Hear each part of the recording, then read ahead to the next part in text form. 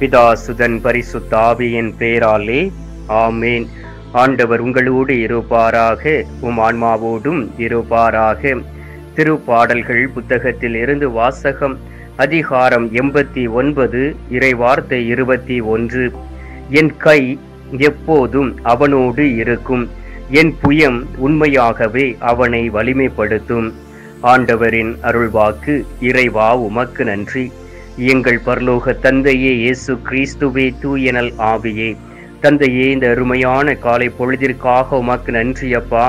புதிய நாளை, புதிய ஆசீர்வாதத்தை எங்களுக்கு ஆசீர்வதித்து கொடுத்திருப்பதற்காக உமக்கு நன்றி சொல்லி உம்மை துதிக்கின்றோம்.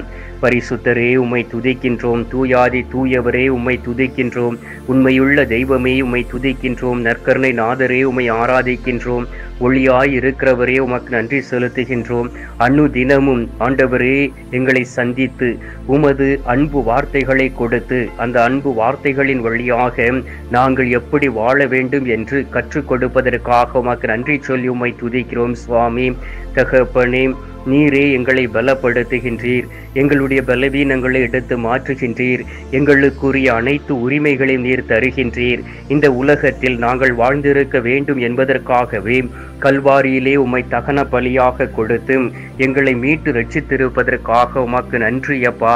பாவம் அறியாத நீர் எங்களுக்காக பாவமானீரே ஆண்டவரே. சாபம் அறியாத நீர் எங்களுக்காக சாபமானீரே. சாபமான முள்முடியை தரித்து கொண்டீரே. சாபமான சிலுவையை சுமந்து கொண்டீரே அப்பா. இந்த நாளிலும் தகப்பனே, உம்மை தேடி நாடி வந்திருக்கக்கூடிய எங்கள் மீது மனம் இறங்குவீராக. எங்களை நீர் பலப்படுத்தும் ஆண்டவரே. எங்களோடு தங்கும் அப்பா. இஸ்ரவேல் மக்களோடு நீர் இருந்ததை போல் எங்களோடு கூட இருப்பீராக. இஸ்ரவேல் மக்களை வழிநடத்திய பொழுதும் மேகஸ்தம்பத்தினாலும் அக்னி ஸ்தம்பத்தினாலும் இருந்து அவர்களை பாதுகாத்தீரே. அதே போல் எங்களை நீர் பாதுகாக்க வேண்டுமாய் மை நோக்கி செபிக்கிறோம் அப்பா. தகப்பனே, நாங்கள் பாவிகள் ஆண்டவரே. நாங்கள் பாவம் செய்கின்றோம், தீமையை செய்கின்றோம். ஒவ்வொரு நாளும் நாங்கள் செய்த பாவங்களை எழுதி வைத்தால் ஆண்டவரே எங்களுடைய வீடே கொள்ளாது தகப்பனே. அந்த அளவுக்கு தவறில் நாங்கள் விழுகின்றோம். நாங்கள் செய்த தவறுகள் எல்லாவற்றையும் இதோ உமது கல்வாரி சிலுவையில் ஒப்புக் கொடுக்கின்றோம். கல்வாரியை தேடி வந்திருக்கின்றோம் தகப்பனே. நீர் கல்வாரி சிலுவையில் இருந்து உலக மக்கள் அனைவரையும் மன்னித்ததை போல் நீர் எங்களை மன்னிக்க வேண்டுமாய் மை நோக்கி செபிக்கிறேன் அப்பா. ஆண்டவராகிய இயேசு கிறிஸ்துவே, உமது பரிசுத்த இரத்தம் எல்லா பிள்ளைகள் மீது ஊற்றப்படுவதாக. உமது பரிசுத்த இரத்தத்தினால் எல்லோரையும் தூய்மைப்படுத்தியதை போல் இந்த நாளிலே எங்களையும் என்னையும் தூய்மைப்படுத்திட வேண்டுமாய் மை நோக்கி செபிக்கிறேன் அப்பா.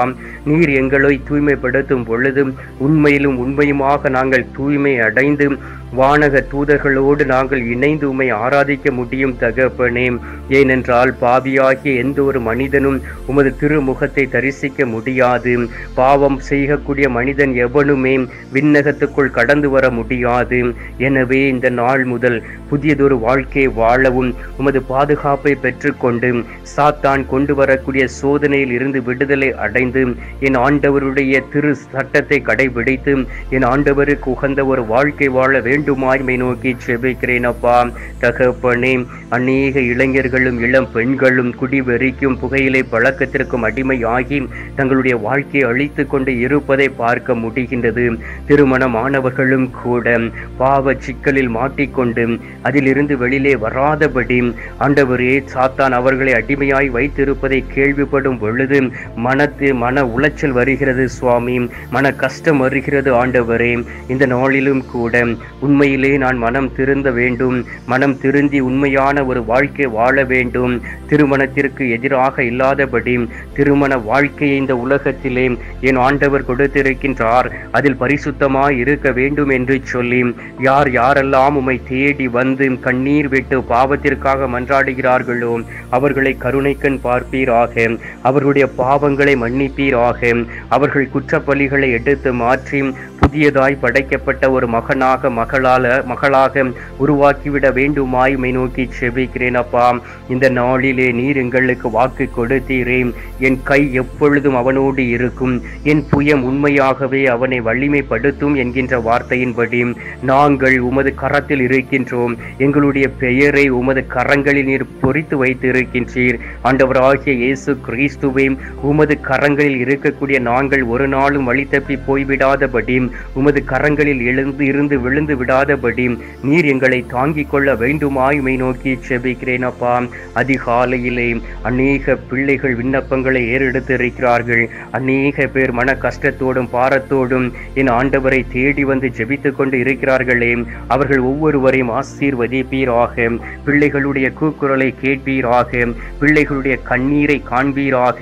பிள்ளைகளை நிறைவாய் ஆசீர்வதித்து பிள்ளைகளோடு இணைந்து செயலாற்றிட வேண்டுமாய் உம்மை நோக்கி செபிக்கிறேன் அப்பா. நீர் அவர்களோடு கூட இல்லை என்றால் அவர்களால் இந்த உலகத்திலே ஆண்டவரே எந்த ஒரு காரியங்களையும் செய்ய முடியாது. அநேக தாய் தகப்பன்மார்கள் தன்னுடைய பிள்ளைகளுக்காக கண்ணீர் சிந்திக் கொண்டு இருப்பதை உணர முடிகின்றது. அநேக தாய் தகப்பன்மார்கள் தங்களுடைய பிள்ளைகளை குறித்து கவலை அடைந்து கொண்டு இருப்பதையும் பார்க்க முடிகின்றது. ஆண்டவராகிய இயேசு கிறிஸ்துவே, இதுவரை பிள்ளைகள் பாவத்தில் விழுந்தது போதும், தங்களுடைய தாய் தந்தையருக்கு கீழ்ப்படிந்து தாய் தந்தையர்களை பெருமைப்படுத்தி நடக்கக்கூடிய பிள்ளைகளாய் மாற வேண்டுமாய் உம்மை நோக்கி செபிக்கிறோம் அப்பா. திருப்பாடல்கள் 125வது அதிகாரம் 2வது வார்த்தையில் சொல்லப்பட்டு இருக்கின்றது, எருசலேமை சுற்றிலும் மலைகள் இருப்பது போல ஆண்டவர் இப்போதும் எப்போதும் தன் மக்களை சுற்றிலும் இருப்பார் என்று. ஆம் தகப்பனே, இப்போதும் எப்போதும் தன்னுடைய மக்களை சுற்றி இருக்கவும் பிள்ளைகள் ஒவ்வொரு நாளும் உமது பாதுகாப்பை பெற்றுக்கொண்டு ஆண்டவரே சாத்தான் கொண்டு வரக்கூடிய சோதனைக்குள் உட்படாதபடி வாழக்கூடிய பாக்கியத்தையும் வல்லமையும் கொடுப்பீராக. ஏனென்றால் நீர் பிள்ளைகளை சுற்றிலும் இருக்கும் பொழுது அவர்கள் எந்த ஒரு தவறிலும் விழ மாட்டார்கள். நீர் அவர்களை சுற்றிலும் இருந்து பாதுகாக்கக்கூடிய வேளையிலே அவர்கள் இந்த உலகத்திலே வாழ்ந்திருப்பார்களே சுவாமி. அவர்களை பலப்படுத்தும், பலவீனங்களை எடுத்து மாற்றும் தீய ஆவிகளில் இருந்து அவர்களுக்கு விடுதலை கொடுத்திட வேண்டுமாய் உம்மை நோக்கி செபிக்கிறேன் சுவாமி. இந்த அருமையான நேரத்திலும் கூட ஆண்டவரே, நீர் அநேக பிள்ளைகளை தொட்டு கொண்டு இருப்பதை உணர முடிகின்றது. இந்த ஜெப வழிபாட்டின் வழியாக அநேக பிள்ளைகளை உமது பாதத்தில் கொண்டு சேர்த்து கொண்டு இருப்பதை பார்க்க முடிகிறது சுவாமி. உமது பாதுகாப்பு ஒவ்வொரு பிள்ளைகளுக்கு முக்கியம், அவசியம் சுவாமி. இந்த நாளிலே எல்லா பிள்ளைகளும் என் ஆண்டவரோடு கூட இருக்கவும் என் ஆண்டவர் கொடுக்கக்கூடிய நிறைவான ஆசீர்வாதத்தை பெற்றுக்கொள்ள வேண்டுமாய் உம்மை நோக்கி செபிக்கிறேன் அப்பா. யோபுக்கு உண்டான எல்லாவற்றையும் மேலியடைத்து பாதுகாத்தீரே, அதே போல் பிள்ளைகளை இந்த நாளில் பாதுகாத்துக் கொள்வீராக. திருப்பாடல்கள் 121வது அதிகாரம் 5வது வார்த்தையில் சொல்லப்பட்டு இருக்கின்றது, ஆண்டவரே உம்மை காக்கின்றார், அவர் உம் வலப்பக்கத்தில் உள்ளார், அவரே உமக்கு நிழல் ஆவார் என்கின்ற வார்த்தையின்படி ஆண்டவரே நீர் அவர்களை பாதுகாத்து கொள்ளும். உமது வல புறத்தில் அவர்களுக்கு நிம்மதியும் அடைக்கலும் உண்டு என்பதை ஒவ்வொரு பிள்ளைகளுக்கும் இந்த நாளிலே நீர் உணர வைக்க வேண்டுமாய் உம்மை நோக்கி செபிக்கிறேன் சுவாமி. ஆண்டவராகிய இயேசு கிறிஸ்துவே, இந்த நாளிலும் கூட நோய்வாய்ப்பட்டு மருத்துவமனையில் இருக்கக்கூடிய பிள்ளைகளை ஒப்புக் கொடுக்கின்றேன். மருத்துவமனைக்கு போக வழி இல்லாமல் வீட்டில் இருந்து சிகிச்சை பெற்றுக்கொண்டு இருக்கிறவர்களை ஒப்புக் கொடுக்கின்றேன். ஆண்டவரை விபத்தினால் பாதிக்கப்பட்டு உடல் உறுப்புகளை இழந்து தவிக்கக்கூடிய வாலிப தம்பி தங்கைகளை ஒப்புக் கொடுத்து செபிக்கின்றேன். ஆண்டவரே, ஒவ்வொருவரையும் தொடுவீராக. ஒவ்வொருவரையும் தொட்டு இந்த நாளிலே நீர் குணமாக்கி அவர்களுக்கு மன அமைதியும் சந்தோஷத்தையும் கொடுத்திட வேண்டுமாய் உம்மை நோக்கி செபிக்கிறேன் சுவாமி.